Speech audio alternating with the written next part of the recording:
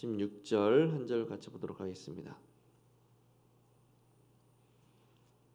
히브리서 13장 16절 한 절만 같이 보도록 합니다. 네, 다 찾으신 줄 알고 다 같이 읽겠습니다. 시작. 오직 선을 행함과 서로 나누어 주기를 잊지 말라. 하나님은 이 같은 제사를 기뻐하시느니라. 아멘. 히브리서 기자는 성도들에게 너희를 인도하던 자들을 생각하며 그들의 믿음을 본받으라라고 말씀을 하고 있습니다. 그들과 같이 여러 교훈에 끌리지 말고 오직 은혜로서 마음을 굳게 하라라고 이야기하면서 그러면서 너희의 입술의 찬양과 더불어서 형제에게 서로 나누어 주는 것, 섬기는 것에 힘써라라고 권면을 하죠. 우리 내용 관찰로 한번 들어가 보겠습니다. 히브리서 저자는 성도들에게 영적 지도자들의 무엇을 본받으라고 합니까? 7절에서 그들의 행실의 결말을 주의하여 보고 그들의 믿음을 본받으라라고 이야기하고 있어요. 그들의 행실의 결말이라 함은 그들이 믿음을 지킴으로 인해서 그들이 결국 자신의 소망대로 하나님의 나라에 입성한 것, 그것을 기억하고 믿음을 본받으라고 하는 거죠. 그것을 너희도 소망하면서 믿음을 지켜내라 라고 권면하는 겁니다. 내용 관찰 2번입니다. 성도들에게 하나님께서 기뻐하시는 제사는 무엇이라고 말합니까? 16절에서 이야기합니다. 오직 선을 행함과 서로 나누어 주기를 잊지 않는 것이다 라고 이야기해요. 서로 나누어 준다는 것은 형제 자매를 돌아본다, 섬긴다 라는 것을 의미하죠. 연구와 묵상으로 넘어가서 예수님을 믿는 자는 왜 입술의 찬양과 더불어 형제의 사랑을 실천해야 합니까? 이것은 믿음과 행함의 그 연관성을 생각하면서 기반으로 생각을 해야겠죠. 믿음은 예수 그리스도께서 나를 위하여 십자가에 달려 죽으심으로 나의 죄를 대속하셨다라는 것을 믿는 것에서 시작합니다. 내가 죄인이고 나 스스로와 다른 사람을 통해서는 결코 이 죄로부터, 내 안에 있는 죄로부터 내가 자유로울 수 없다라는 사실을 아는 거예요. 그래서 하나님은 나를 구원하시기 위해 독생자를 보내주셨고 그에게 모든 죄의 짐을 짊어지게 하심으로 하나님의 자녀가 되는 권세를 나에게 주셨다라는 거죠. 그런데 중요한 것은 내가 그 권세를 지니고 있다라는 사실을 증명할 수단이 필요하다라는 겁니다. 하나님께서는 언제나 하나님의 백성이라는 사실을 증명할 것을 요구하세요.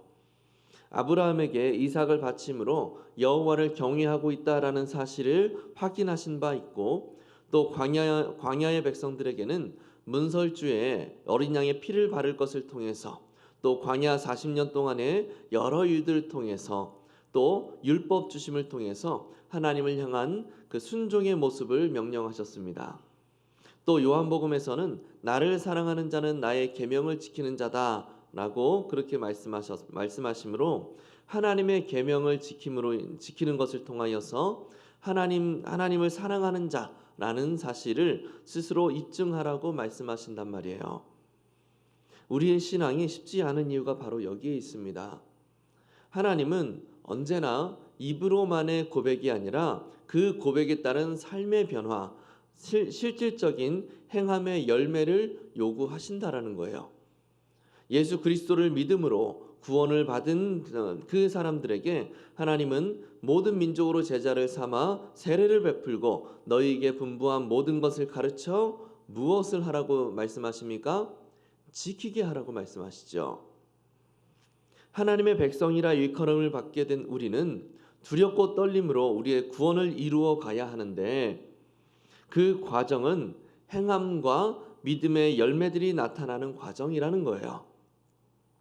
구원함을 받은 우리는 옛사람을 벗어버리고 새 사람을 입어서 거룩과 경건과 의의 열매들을 맺어가야 된다는 겁니다. 그것이 우리의 삶인 거예요. 마지막 날에 하나님은 바로 이것을 우리에게 확인하신다고 말씀하셨습니다. 인자가 올 때에 믿음을 보겠느냐라고 말씀하세요. 믿음을 보는 게 아니라 행함의 열매들을 보신다는 거예요. 억울한 과부의 송사를 정의와 공의에 따라 재판해 주었는가를 보신다는 겁니다. 하나님의 백성으로서 저울추를 속이지 않고 정직하게 장사하였는가를 보신다라는 거예요. 그리고 이런 행함의 중심에 바로 형제 사랑이 있다라는 거죠. 형제를 사랑하기 때문에 정의와 공의로운 재판을 할 수밖에 없는 것이고, 형제를 사랑하기 때문에 저울추를 속일 수가 없는 겁니다. 나의 계명을 지키는 자라야 나를 사랑하는 자다 말씀하신 예수님께서 서로 사랑하라는 새 계명을 우리에게 주셨어요. 그 새 계명에 순종함으로 형제를 사랑하는 것이 곧 우리가 하나님의 백성이라는 사실을 증명하는 수단이 된다라는 것이죠. 느낀 점입니다. 선을 행하고 나눠주는 것이 하나님을 기쁘시게 한다라는 사실에서 무엇을 느끼십니까? 히브리서를 읽는 그 당시의 독자들은 지금 신앙으로 인해서, 예수님을 믿는 것으로 인해서 굉장히 큰 어려움을 당하고 있는 상황입니다. 그런데 그런 신자들에게 히브리서 기자는 그저 믿음으로 그 어려움을 잘 견뎌내십시오 라고 권면하는 것이 아니라, 그것을 훨씬 더 넘어서 여러분의 것을 여러분의 형제 자매들에게 나누어 줘야 됩니다 라고 이야기하는 거예요. 여러분들의 그 믿음만 생각할 것이 아니라 여러분들의 형제 자매, 어려움을 당하고 있는 여러분의 그 형제 자매를 돌아보아야 합니다 라고 이야기하는 겁니다. 이것이 그 당시 그 성도들에게 얼마나 큰 도전인지 느껴지십니까? 나도 지금 생명의 위협을 받고 있고, 나도 지금 큰 어려움 가운데 있는데 함께 어려움을 당하고 있는 그 형제 자매를 돌아보라는 거예요. 이 엄청난 도전인 겁니다. 이 큰 도전 앞에서 성도는 형제 자매를 사랑하는 그 형제 자매 사랑을 실천해야 한다라는 것이죠. 여러 믿음의 선조들이 그 믿음의 실천을 통해서 서로의 믿음을 돌아보았고, 그 믿음 가운데, 그 실천 가운데 함께 하나님의 나라에 올라갔다라는 사실을 여러분이 알아야 된다라는 거예요. 그 믿음의 결말을 생각하고 하나님의 나라에 입성하기 위하여 서로의 믿음을 북돋워주고 돌아볼 수 있어야 된다는 것이죠. 그렇다면 내가 예수님을 사랑한다고 말하면서 정작 형제 자매를 사랑하지 못하는 그 대상이 있지는 않으십니까? 하나님은 우리가 하나님의 백성으로 예정하실 만한 자격이나 탁월함을 갖췄기 때문에 우리를 택하시고 구원하신 게 아닙니다. 그 어떤 누구도 하나님 앞에서 이 정도면 구원받을 만하지 않습니까? 내가 저 사람보다는 좀 낫지 않습니까? 라고 말할 자격이 없다는 거예요. 그럼에도 우리는 나의 사랑을 받을 만한 사람, 나의 배려와 관심을 받을 만한 사람이라는 그 기준을 세워놓고 그 기준에 합당한 사람에게만 사랑을 베풀려고 한다라는 거죠. 우리는 다 하나님 앞에서 죄인이고 영원한 죽음 앞에 놓인 삶을 살 수밖에 없는 우리였다라는 사실에 대한 그 두려움과 그럼에도 구원하신 하나님에 대한 감사가 식어지고, 내가 받은 사랑을 실천하는 데 있어서 상당히 소극적인 자세를 취하려고 한단 말이죠. 내가 너희를 사랑한 것 같이 너희도 서로 사랑해라 라는 말씀이 잘 적용이 안 되는 거예요. 결단입니다. 그렇다면 우리는 제사장적 특권을 갖고 이웃에게 선을 행하기 위해서 무엇을 결단해야 되겠습니까?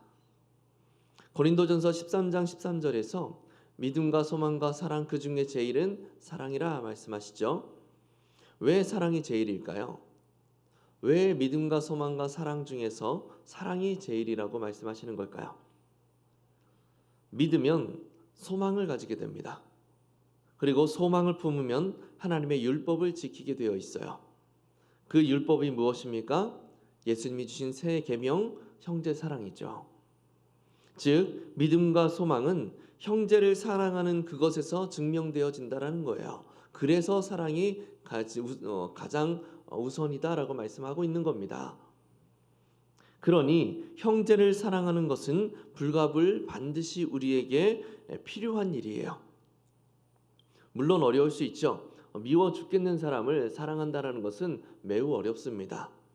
이 일에 대해서 C.S. 루이스라는 분은 이런 어려움이 있을 때 마치 그를 사랑하는 것처럼 생각하고 행동하십시오 라고 그렇게 권면하고 있어요. 그를 사랑하는 것처럼 가정하고 그렇게 행동하라는 거예요. 과거 사역했던 곳에서 그렇게 실제로 실천했던 집사님 한 분이 계세요. 그 집사님의 간증에 따르면 그렇게 내가 그를 사랑한다라고 생각하고 실천을 했더니 시간이 지나면서 정말로 그 사람에 대한 미움과 분노가 사라지고 그 상대를 위하고 사랑하는 마음이 싹트게 되더라라고 간증하는 그런 간증을 제가 들은 기억이 있습니다. 내가 그를 사랑한다면 내가 어떻게 행동할까? 내가 그를 사랑한다면 내가 이때 어떻게 그에게 다가갈까? 라고 생각하고 마음에 내키지 않더라도 그렇게 가정하고 행동하는 거예요. 그러면 성령께서 역사하셔서 그 마음을 회복시키시고 미움이 사랑으로 변화되어지는 것을 경험할 것이라는 거죠.